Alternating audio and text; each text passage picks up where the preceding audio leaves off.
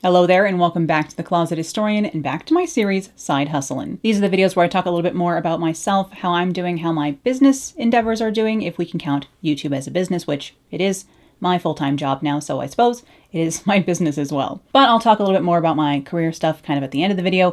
First, I want to go over my goals from 2022 and talk about how I did on those because it should go pretty quick. I do have some notes here. So some of my goals for 2022 were to take weekends. I did manage to do this a little bit this last year, to like actually just plan work only on the weekdays and then leave weekends empty, and fill those with like off-camera sewing projects or crafting projects or playing video games, seeing friends, doing things like laundry, that were not related to work, because mostly I work at least a little bit every day, and don't ever take like actual full weekend days. It's pretty rare that I do, maybe 1 or 2 a month, if that. So I was going to try and learn to take weekends this last year. I did, okay, I dipped my toe in the water of taking weekends and now I need to learn to properly swim. Then I wanted to do a sort of semi-no buy, or at least a low buy, and not to buy any fabric. So yeah. I also wanted to take like a real vacation or break, like a couple days or a small trip or vacation of some kind where I didn't do any work of any kind on that. And I guess I went to Moab with my parents, which was another goal of mine, is to go back to Moab. I went for a weekend and I took my parents to show them Moab, which was like a no work trip, but I was still kind of on because I was showing Moab to my parents and I was staying with my parents the whole time. So it wasn't very much like the relaxing kind of like really tune out kind of vacation I meant by this goal to take a couple of days off. So hopefully I'll be able to achieve that some other time. A goal that I had from last year that did manage to get done, but not so much due to my efforts, is I wanted to upgrade my PC. And what happened here was, and warning, very privileged child situation coming up here. I complained about my computer crashing and freaking out while I was trying to render the motion graphics from the Shine lookbook video. I had all these like motion title graphics, and each one of those graphics took around a half hour, if not a little bit longer, to render the graphic, and it would crash several times. So obviously doing any motion graphics on my old computer for some reason was just not happening. So I complained enough that my dad surprised me with a new PC. He just went online secretly, figured out what he thought I would need, and then just had it delivered. So that was a huge surprise and present and gift, which that would have been rather a large business expense I would have had this last year if I did update my PC, but I was just very lucky and my dad gifted me one, which is not the case for so many people out there. Not a lot of people have people in their life who can or would do something like that, and so I feel very lucky to have a new PC thanks to my dad. And as a reward, I made him walk around Arches National Park a bit. Now, my biggest goal for 2022 was to write more and to finish the 3rd book in the series I've been working on for several years, since 2018. That book is not done. I have about 75,000 words of it. I don't know how many more that is from the year before. I would have to check. I don't think I wrote a ton of new stuff for that this last year because I didn't make a lot of time for writing. I was watching my old recap of 2021, where I said what I was essentially about to say to you for this video, which was that like I did pretty well at keeping my writing time the first half of the year, and then since summer, I haven't had made any dedicated time to do it, which is basically exactly what I did here in 2022 as well. So I did pretty well at maintaining my writing time at the beginning half of the year, taking my writing breaks like I wanted to, my little like writing sabbaticals that I take. And then the second half of the year, after summer, I was a little bit behind. And then when it started working on my fall stuff, I got way behind, mostly because of doing the Mandragora jacket project, because that took weeks longer than I had scheduled to do a project for September. So that put me behind making that like kind of couture beaded jacket, which I'm really glad I made that jacket. I really like it. It was a creative endeavor in itself, but also did cut into lots of other things and push lots of things back. And so it pushed my fall sewing back. And then I got COVID, which I'll talk about in a minute. So I just got really scheduled all out of whack. And the 3rd book, this is all a way of saying the 3rd book did not get done this year. But again, I will talk about writing more shortly. But my other silly goal was to try and get a new tattoo. And I got more than one new tattoo this year. I got 2 new tattoos, and one of them, as you can see, is on the large side. So looking at this last year and what went well and what didn't go well, what goals I managed to hit and which ones I did not. So my scheduling still got out of hand in 2022, and that was also partially to something else on my list of bummers, which was that I got COVID in October. it wasn't, I mean, obviously I wasn't hospitalized. I was home. I was fine. I recovered okay. I don't think I have any long-term COVID symptoms, but like knock on wood, because I know that they can show up later and stuff. I did have a lingering cough for about a month, if not a little bit longer, but I did have COVID in October, which is like my favorite month and full of lots of projects for me usually. I had to scrap a costuming project I was planning on doing here on the channel. I had all the materials ready. The week that I was in bed for COVID, I was in bed for like solidly 8 days. I was isolating, of course, from my parents because I didn't want them to get sick. I did give COVID to my younger brother, but our parents didn't get it. So that was really good, that they were fine and were able to like drop food off in the hallway for us because we were not well. It was kind of just miserable. So I now need to get a new booster soon, but like I had to wait a little while because I was still recovering from COVID. And so now I need to get a new booster before I go on a trip this next year. So I need to schedule my vaccination situation out because I'm not doing that again. That's right. No, thank you. And then trigger warning for pet loss. Just skip to this minute if you don't want to hear me talk about it, because fair enough. But we did lose our cat Gunny this last year. This big floofer, lovely boy here. He was 16 years old, just like, well, I guess almost 17 years old, just like my Cleo, because they were from the same litter, although they didn't look very much alike. I lost Cleo in September or October of 2021. And then we lost our Gunny in this last spring. He was frail and older and like not taking care of himself. He's a long-haired cat too, and he didn't like to be brushed anymore, so we didn't like to torture him with it too much, but then he would get mats because he's a long floofer guy, or he was. So he wasn't like doing 100, but he seemed okay. And then he decided to stop eating. And as you know, with animals, this is not a good sign. So I took him to the vet. My parents were going out of town, so it was kind of suddenly, I didn't know the cat was fine, and then the cat wasn't fine. And then I was on my own trying to deal with it all. So I took the cat to the vet. He had a heart murmur. They didn't want to do the kind of like rehydration and IV kind of stuff that they sometimes can do when you have a cat, animal that hasn't been eating and drinking. It's probably some sort of advanced kidney problem, again, just like we had with our Cleo. Cats are pretty prone to kidney problems, so that's a risk. And they were letting me know that he wasn't doing well, and I could see that much. And he had kind of decided to stop eating. So they gave him like something to increase his appetite, and it didn't work. He had just stopped eating. So I had to make the call pretty much on my own. I mean, like in consultation with my parents and my family, but they were like, "You're there, make the call." So I had to call someone to come out and help us put him down.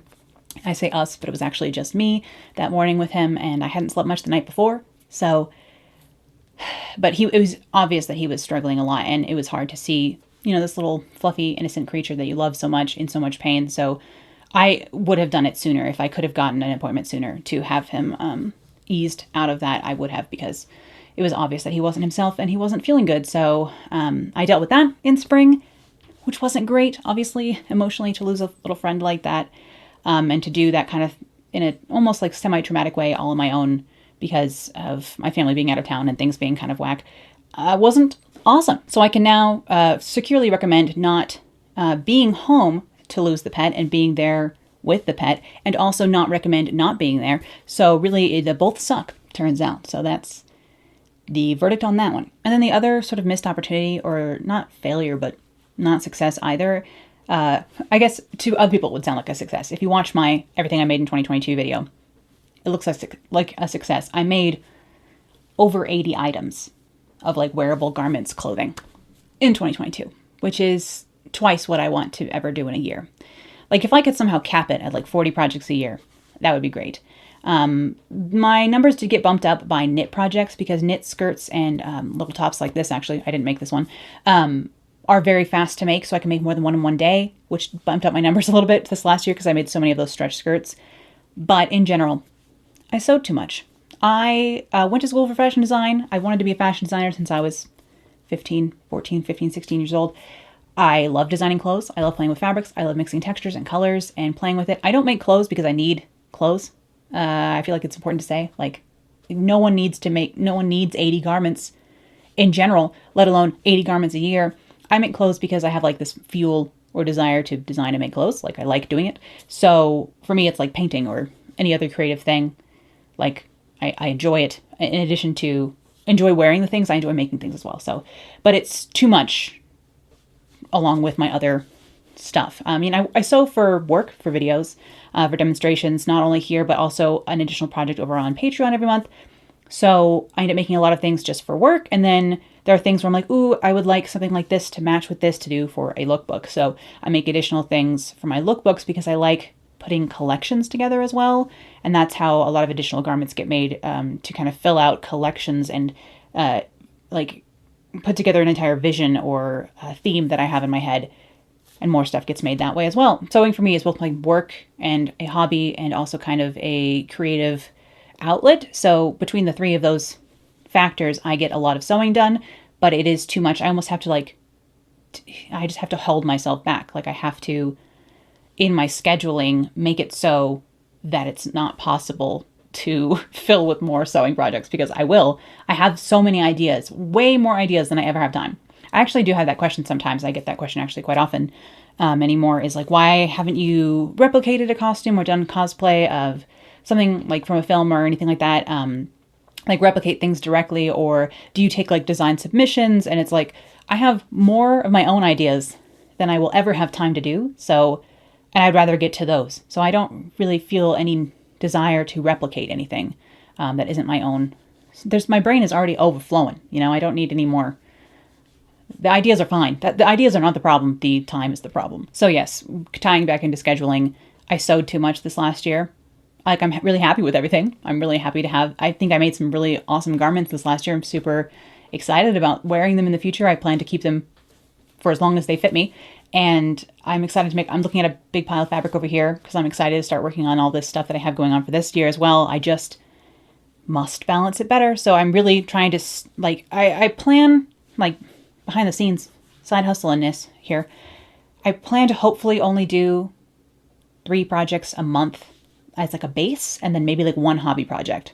And that should give me some better totals and numbers for this next year. But I'll talk about goals for 2023 in my next video. But then let's talk about some of my wins and random good things that happened this year. First being finding a tattoo artist that I like who also has availability. Finding someone who has talent, is a nice person, and has availability is like the golden weird triangle of trying to find a tattoo artist. If you are a person like me who happens to like tattoos, a lot of the greats are very, very booked. It's not even, the cost thing. A lot of really good artists can charge a lot for their time, and it makes sense because they've perfected an art, and they're in high demand. So, good for them. But I managed to find someone who is a newer tattoo artist. They are in their 2nd year of tattooing now, and she is amazing. Her name is Kayla. I will link to her Instagram below if you also want to book time with her, although don't book her too much because that's my job. And yes, I saw Kayla post this design that I now have here on the back of my forearm, I guess. Is that a forearm? Yeah, forearm. And she posted this design as a pre-drawn on her Instagram and said that it was up for grabs. And I've always wanted leaves back here for whatever reason. So I saw leaves with spooky spider webs and a spider, and I thought, now is the time. Go, go. So I emailed her immediately. I was actually in the middle of filming the hat video from earlier in the year, this video. And I was in the middle of that video, and I needed to wait for my battery to charge and people to stop being so loud in the house. So I emailed her, trying to see if I could nab this design, and it worked. So I was able to get an appointment with her, and I got this lovely buddy on my arm here. And I love the way my spider like dips when my hand does. I like the little buddy coming onto my hand. I kind of want more stuff on my hand now. Don't tell my mom. And then I have a couple pictures I can probably put in here. When I finished writing my 2nd novel, which of course none of these are published. That always is a question. If you haven't seen the rest of this series, watch the rest of Side Hustlein' to find out my thoughts about publishing. Still unpublished, but I finished my 2nd book. I was feeling very happy about that, and I bought, this is back in 2019, yeah, and I bought myself some flowers at the grocery store, and there were 2 chrysanthemums as part of that bouquet. Chrysanthemums are a very auspicious flower in a lot of cultures, and then also are a fall flower, and my favorite flower. And I decided that because it was the 2nd book, and I had these 2 chrysanthemums that I took pictures of as kind of a celebration of finishing that book, that I wanted 2 chrysanthemums, and now I have 2 chrysanthemums, because after getting this tattoo and loving it so much and loving meeting Kayla, I knew I wanted to work with her further, and so I asked if she could give me 2 spooky chrysanthemums, and so now here they are. I can put in a picture from her Instagram that she took the day they were done, but here are my slightly spooky spiderwebbed chrysanthemums that I'm super, super happy with. Obviously, this is a massive tattoo. She said, you're leaving here a much more tattooed person than you came in. And that is correct. So, but I've always loved tattoos, and I've kind of always, my parents don't like them. My mom hates tattoos. She's gotten better about it, but she still is not a big fan. So all my life I've grown up with this, like, you're not allowed to have them kind of a thing. And, you know, I'm 31 now. And there's also this, like, oh, vintage girls can't have tattoos. Like, it's trashy. Or, like, it's not authentic, as if I am somehow authentically a 1940s person ever, which is not the case. And so there's, like, all this, like, stigma around having tattoos for me. And I kind of, now that I'm 31, we've been through a plague and I've waited a long time for certain things, aspects of my life to start. Screw it, you know, like, I'm going to do what I want with my own body, especially after some of the things that have happened in the United States where people don't think that I should have rights to my entire body, I guess. There's something empowering and feels good about doing what I want with my own freaking skin that I get to keep forever. And yes, it was an investment to get these tattoos this year. It's not cheap to get tattoos, but I plan on keeping my left arm for a very long time. So I always say cost per wear, very low. So yes, I did manage to find a tattoo artist that I love working with, and I'm really excited to do a couple more things. I think, you know, the inside of this, although that's going to hurt, let's just face it, we're filling in this arm, probably, you know, just how it is. If you don't like tattoos, if you don't like my tattoos, that's fine. Just maybe keep it to yourself, because, like, I can't do anything about it now. I like them. And then, yes, back to kittens. We did adopt. We can't live in a catless house. The people, me and my family, we all love cats way too much. We're big cat lovers in this house. I love them so much. So we decided about, I think it was maybe a month or so after losing Gunny, that our house was just too quiet. Like, we had to, like, take all the cat stuff away. And it just felt weird. We've never lived in this house without our cats. So to have them gone and then have there just be no cats.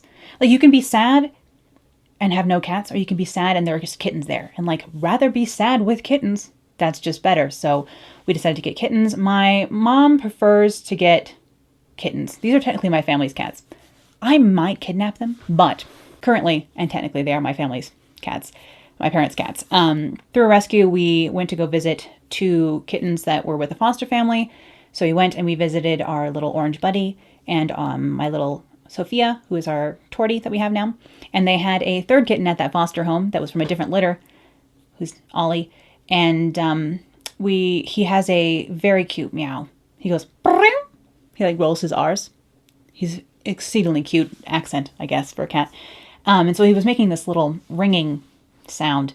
So me and my mom went to go pick up 2 kittens, and we came home with 3, which, always a good day in my book. Excellent. I did put a video up of them when they were kittens, when we just got them. So if you want to see our kittens back when they were very small, check it out. But if you want to see them any other time, I'm constantly putting them on Instagram because I love them so much, and they hang out with me all the time, and I love cuddling with them. And Ollie is actually obsessed with me, and therefore I'm obsessed with him. He's I don't know what is with me and silver tabbies, but I had my Cleo and now I have my Ollie. That was, like, my one request when we were getting kittens, is to, like, not have a silver tabby or a gray one, because we had just lost those. And just, like, having I don't know, out of the corner of my eye, I just wanted them to look different. But then we ended up grabbing Ollie while we were at the foster, and he's a silver buddy, but I think something about him being a boy instead of a girl, like, makes it easier for me. I don't know why. So he's my little buddy boy, and he is such a cuddle bug with me. Like, 2 or 3 times a day, he has to be, like, on my chest, up, nuzzled under my neck. He, like, wants to push his face against my face and just, like, be super close to me, and he'll climb on my back and stuff. He's my little buddy now, so that's nice to have. And then our tortie girl, Sophia, she now likes to cuddle, usually in the morning and then also in the evening. She'll just come and, like, settle, like, right here, like, in the nook of my arm. If I'm, like, laying in my bed or something, she'll come and hang out with me and fall asleep, and she's super soft, and she likes to sit in my sink as well. So kittens, great. I also love our orange boy, Zanzan. His name is Xander, sorry. I call him Zanzan, and Pumpkin because he's orange. He's our biggest buddy so far. He's a big orange kitty, but he is kind of a loner so far, so he likes to, like, hide under the bed for most of the day. And if you find him, or if you see him and you start petting him, he's, like, happy to be petted, and he purrs, and he's, like, way into it, but he just doesn't really get it yet. So hopefully he will chill out a little bit more. He's still a little bit nervous and still likes to hide, but we have hope because he's a very loud purr and he likes to talk to us and walk around. I just feel like he hasn't totally gotten it yet, so hopefully we'll get there. And then a personal finance sort of goal that I had last year was to save money for a house, and I was able to save about, I want to say like 2/3, maybe like just up to 2/3 of a down payment for the kind of house that I can afford, which is not spectacular. But I'm looking at, slightly need some updating houses, fixer-uppers, I guess, yes, what they're called, fixer-uppers in the north east area. I'm not really picky about which state. New Jersey, New York, Connecticut, Massachusetts, these are the main ones I'm looking at. But I'm looking for a great house in an okay neighborhood, not necessarily looking because of the place. All of those places seem quite compacted together to me. I feel like you can hop on a train or you can drive to Boston for the weekend or whatever. So I'm looking for the right house, less than the right state. I don't really care what state I live in, as long as it's relatively blue, because I would like to feel slightly safe. But I do have, a good portion of the down payment that I want to have saved, and I will continue to keep saving because this next year I'm going to be looking to move and buy a house. So we'll see how that goes. And then the biggest goal hit or achievement for me for this last year, it would be impossible for this not to be it, honestly, is that this channel hit 100,000 subscribers a few days before Christmas. So it was quite the Christmas present to me. Thank you, all of you. And I have been making videos for several years now. It's been a slow process to get to this point. It definitely is something that becomes like exponential. Like once you have 1,000, it's easier to get to 5,000, 5,000. It's a little bit faster to get to 10, 10 to 50, 50 to here. Initially I wanted things fast. I wanted to be here a couple of years ago because I wanted this to be my full-time job a couple of years ago. And this has been my full-time job since, I think it was 2019. No, 2020. Early 2020 is when I was completely went full-time on YouTube and Patreon. I opened my Patreon and I had no idea if that would work. I was very afraid that I was going to have to get another part-time job because I had left a different part-time job that fall. I've had a lot of part-time jobs since college where I was working for a small, kind of family-ish business where they expected a lot out of me and expected me to invest a lot in this hustle, this dream that they had, when it's I had my own dreams that I would like to be spending my time on. And so I kind of made the decision in 2019 that I couldn't have one foot in each, boat anymore. And I wanted to just dive in on my own endeavors as much as possible. Of course, again, that's only possible because I had this support system here. I live here in this house for free, which meant that if it failed, I still had somewhere to live. So that's not the privilege that everyone has. And I want to recognize that because I was, this has been a lot easier journey for me because of the privileges of having a dad who will randomly buy me a computer, having a place where I can live, have rent and food taken care of so I don't have to worry about that side of it. Obviously I still worried and do worry about this disappearing, about it going away, about not having a livelihood, because it's not you can't just go and be hi, I haven't worked for 5 years, but I've been a YouTuber that time and now I'm not, please hire me. It is scary, but I have to acknowledge the amount of luck and institutional and also just personal privilege I've had in being able to get to this point.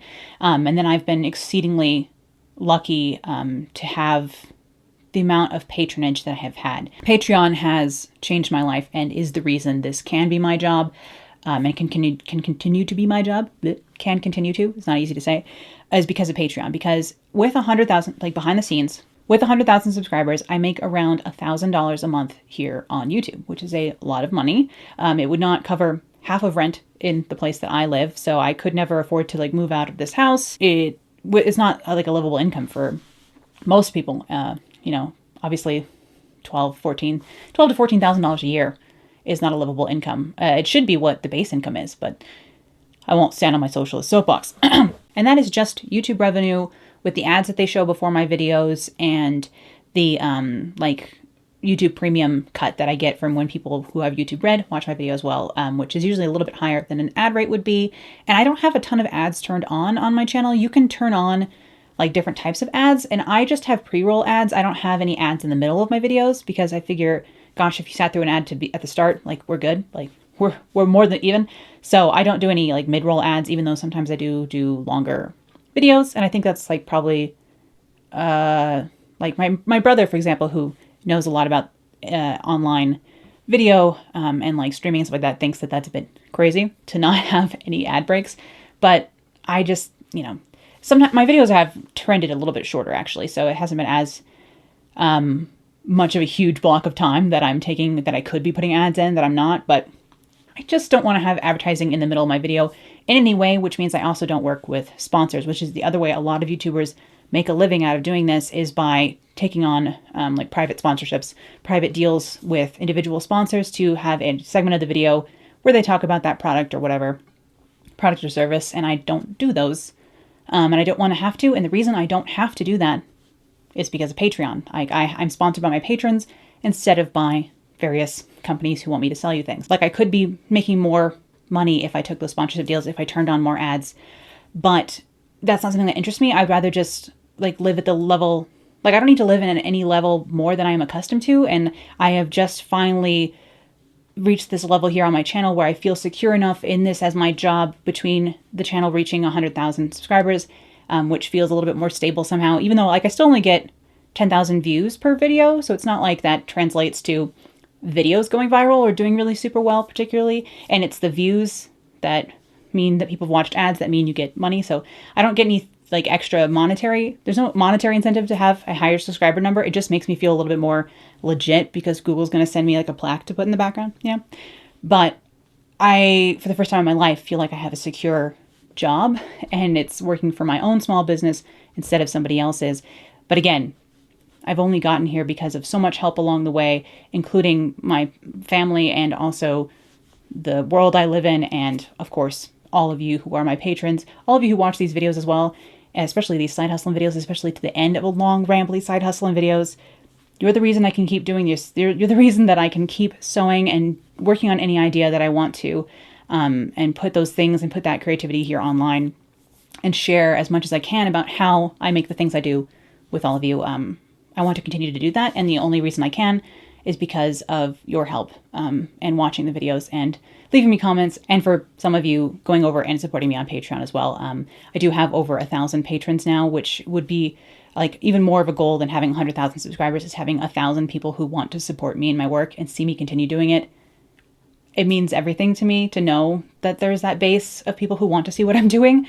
So thank you. There's no real way to put it into words how like lucky I feel. And, to the next 100. I don't really want another 100,000 subscribers. I would like my videos to have a little bit higher view numbers just because I put a lot of work into them. So I feel like I would rather grow my watch numbers as opposed to my subscriber numbers, because the ratio between the subscribers and the like amount of views I actually get per video is so wildly different, which is for most people, like most people do not have, like if they had the same amount of watchers every video as they do subscribers, that would be amazing for everyone's bottom line, that's for sure, and for confidence levels. But I would like to, if there's anything on the channel numbers wise that I have a goal for anymore, it is to bump up the watch numbers. So make, I guess, more content that people want to see. But I do, because of my patrons and because of those of you who have supported me for so long and are so like loyal to my work, I feel like I can really just do what I want to do most and what I would love to make and see in the world, as opposed to have to cater my content to what I think the internet wants to see. And I think, weirdly enough, the things that I'm most passionate about tend to do better anyway, so I do try and lean into that. So I would like to grow my watch numbers on each video, but not to the point where I'm going to sacrifice doing what I want to do most, if that makes any sense. So it's kind of like, I'm just going to keep doing what I love and hope for the best, as opposed to change anything about my content to make it more internet friendly. Although I do think my content is getting better. Like if you go back and watch my old videos, please don't, because I think things have improved quite a lot over the years. But thank you so much for listening to me go over my 2022. As you can see, things are still kind of a miasma of nonsense up in my brain. I haven't really fully contextualized everything that happened last year. The good and the bad, I guess. I haven't really made time for that. I've just been trying to kind of rest up, like physically almost. Been chilling a little bit after getting a lot of work done to get synapse done, and like put all that content together. I kind of needed a break, so I've just been kind of relaxing and refreshing a little bit. I have sewn some things over my break here because no one's surprised. I can't stop sewing. So I've made some hobby things off camera that you'll be seeing in lookbooks coming up because I do have lots of ideas for this next year. I need to balance things and slow things behind the scenes, but hopefully you won't notice that much of a change here on the channel because no matter how fast my wheels are spinning, usually it's one video a week for you. So, but I just need to learn how to balance it. But yes, thank you so much for your support and for listening to me ramble today. I'll be back with my goals next time, another Side Hustling video this week. And then next week we'll be back to sewing, of course. And I have lots of sewing and costuming and crafting and all kinds of stuff coming up for you this year. So I hope you'll stick around and I'll see you then. Bye.